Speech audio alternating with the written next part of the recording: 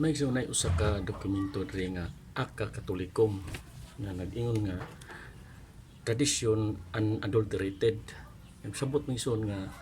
ang apostolic tradition kailangan gyud walay sagol, walay sambog, lubos gyud. Lunlon gyud nga Katoliko.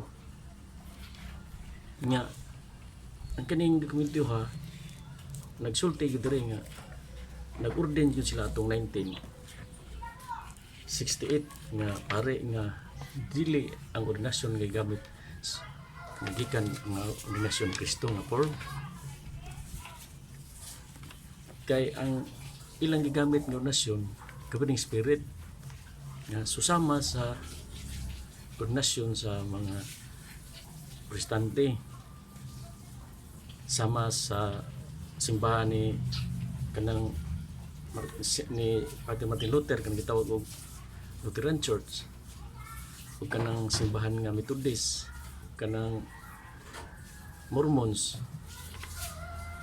parehan ni sila gigamit kining atong 1968 nga pare nga gi-ordain di klaro kay Megson nga mga protestante gid mga pareha gikan atong 1968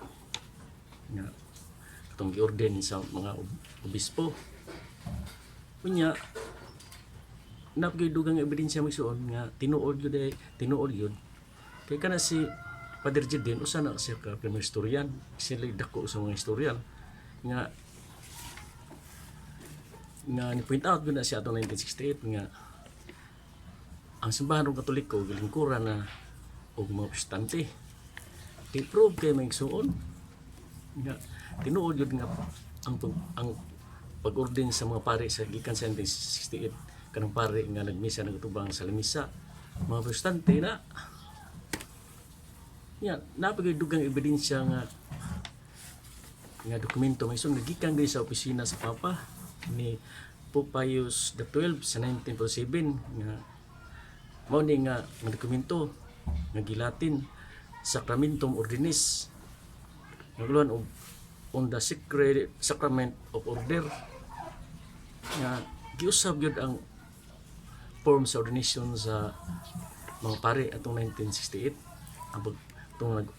itong gipang-ordain sa mga bishop atong 1968 di klaro Megson nga na sa gula ng kita diha sa atong simbahan wala na gyud dili na gyud na pure nga apostolic tradition ron kang naa diha sa simbahan lalo na nga to sa Vatican dili na nila mga pure nga apostolic tradition sa gula na gyud ta prueba na gyud ni Megson dako kay ning ebidensya kining mga dokumentuha